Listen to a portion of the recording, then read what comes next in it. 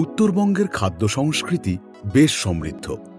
এখানে বিভিন্ন ধরনের ঐতিহ্যবাহী খাবার প্রচলিত। বিভিন্ন জাতি ও জনজাতির বসবাসের কারণে এই সকল সম্প্রদায়ের খাদ্য তালিকাও যথেষ্ট সমৃদ্ধ ও বৈচিত্র্যময়, কিন্তু সময়ের সঙ্গে তার ইম্প্রোভাইজেশন হয়েছে বিস্তর। আজ শেয়ার করে নেব সেরকমই একটা খুবই সুস্বাদু ইম্প্রোভাইজড রেসিপি, যা হলো কাঁচা আম দিয়ে চুনো মাছের পাতুরি। মাছের সঙ্গে সর্ষে পোস্তর রসায়নটা বেশ গাঢ়, কিন্তু কাঁচা আম বাটা আর নারকেল কোড়ার কম্বিনেশন বাঙালির রান্না শৈলীকে আরও রসোত্তীর্ণ করে দেয়। আমরা এখানে নিয়েছি 200 গ্রাম চুনো মাছ, আর এখন সেটাতে নুন আর হলুদ মাখিয়ে রাখছি। অনেকেই কাঁচা মাছ রান্না না করে সেটাকে হালকা ভেজে নিয়ে রান্না করতে বেশি পছন্দ করেন। সেক্ষেত্রে অল্প তেলে দুপিঠ একটু সতে করে নিতে পারেন।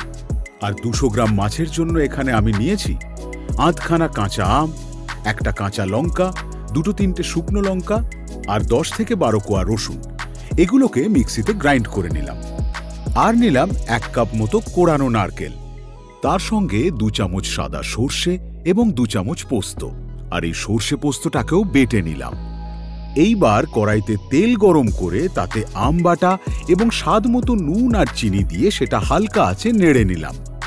আমরা কলা পাতাগুলোকে হালকা আঁচে অল্প সেঁকে নিতে পারি অথবা একটু সেদ্ধ করে নিতে পারি।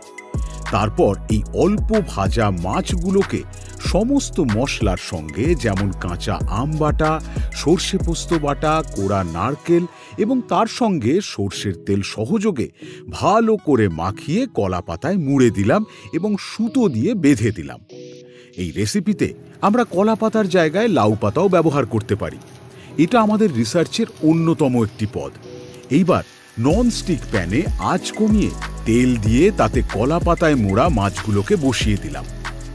পাতাগুলো হালকা কালচে হয়ে এলে বোঝা যাবে আমাদের চুনো মাছ দিয়ে কাঁচা আম ভাপা সার্ভ করার জন্য একদম রেডি। আর গরম ভাতের সঙ্গে এর কম্বিনেশনের জুড়ি মেলা ভার।